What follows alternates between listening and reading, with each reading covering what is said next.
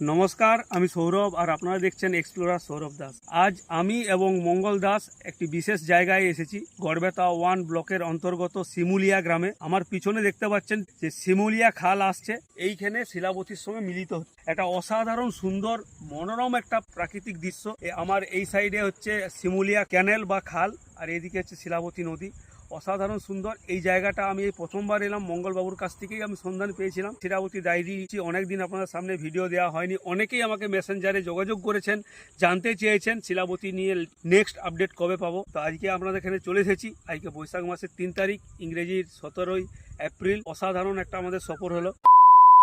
প্রত্যেক কার সঙ্গে কি হচ্ছে জানি না, আমার সঙ্গে যেটা হচ্ছে যে প্রত্যেকটা ওয়েদার চেঞ্জ হওয়ার সময় হলে গলা বসে যাচ্ছে, এই ধরনের প্রবলেম আমার লেগেই আছে। এটা অসাধারণ সুন্দর মনোরম একটা প্রাকৃতিক দৃশ্য।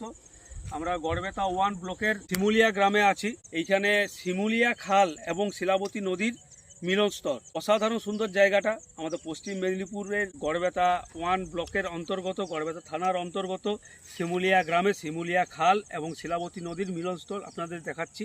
আসুন, আজকে আমার সঙ্গে আছেন এই যে আমাদের মঙ্গলবাবু। এরপরে আপনাদেরকে শিমুলিয়া খাল, যেটা খাল বা ক্যানেল যাই বলি না কেন, এই হচ্ছে শিমুলিয়া খাল বা ক্যানেল, আর এই হচ্ছে শিলাবতী নদী। আমরা দেখতে পাচ্ছি বগড়ি রোডের প্লাস গড়বেতার মিডিল রেল যাওয়ার ব্রিজ এটা, আর এই শিলাবতী নদী। আর এটা হচ্ছে আমাদের ওই হুমগড় সাইড থেকে আসছে, মানে অর্থাৎ যে পুরুলিয়া, বাঁকুড়া, সিমলাপাল, হুমগড় হয়ে গড়বেতার উপর দিয়ে কিছুটা গেলেই হচ্ছে গনগনি। আর এই হচ্ছে মোহনা।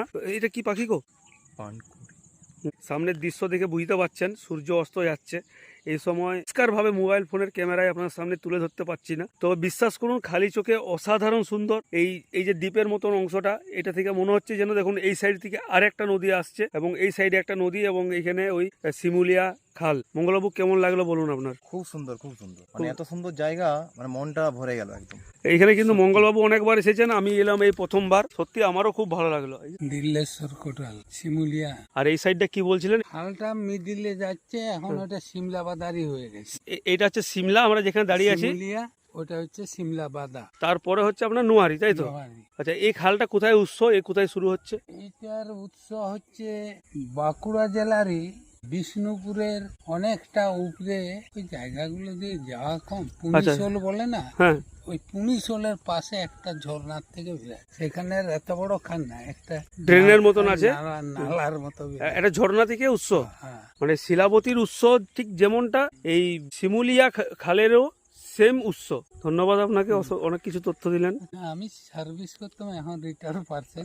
কিসে সার্ভিস করতেন? ডিআইসি অফিস, জেলা শিল্প কেন্দ্র আছে না, হ্যাঁ, হ্যাঁ। মল